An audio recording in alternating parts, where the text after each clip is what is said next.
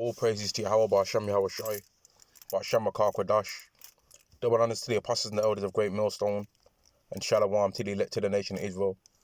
This is going to be a lesson, just pretty much showing all these people that think that they're rich in this world, that the amounts of money that they make, right, are not as valuable as they think they are, man. All right, and people don't really earn as much money as they think they do. And what I've done here is I looked up an inflation calculator, and this is an inflation calculator made by the Bank of England, right? And what it's showing is that pretty much showing how much your money is compared to what it would have been in the past. So what I've done here is I've tried to find, and I've spent a bit of time putting in the amounts of money until I got it as close to the money that I'm at, the financial amount that people think they make by where they're successful in this world. And what that amount is 100,000, right? So these people are bugged out, man. This here is 100,000, as close as I could get it, right? If I put in £1 less or more, it ends up not being this close. £24 was as close as I was able to get it on this calculator, right? Within £24 and 6 pence of 100,000. So what this is showing, this calculator here, is showing that in 1949, in order for the equivalent of making 100,000 a year now, in 1949, you would have only had to make £3,766. I'll say that again.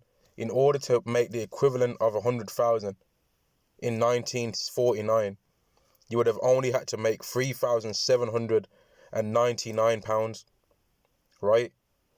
That's the equivalent. That's the equivalent, man.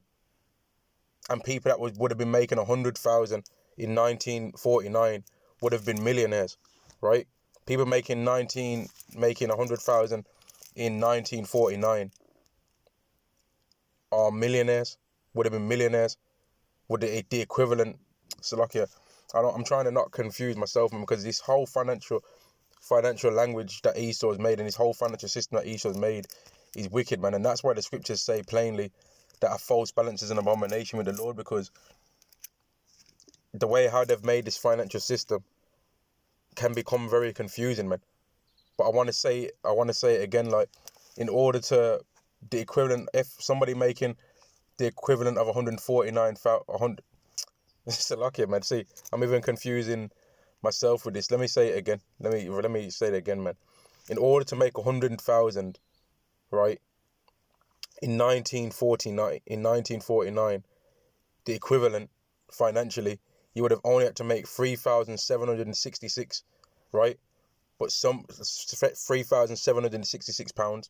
But somebody making 100,000 in 1949, and somebody making 100,000 pounds in 1949 would have been a billionaire.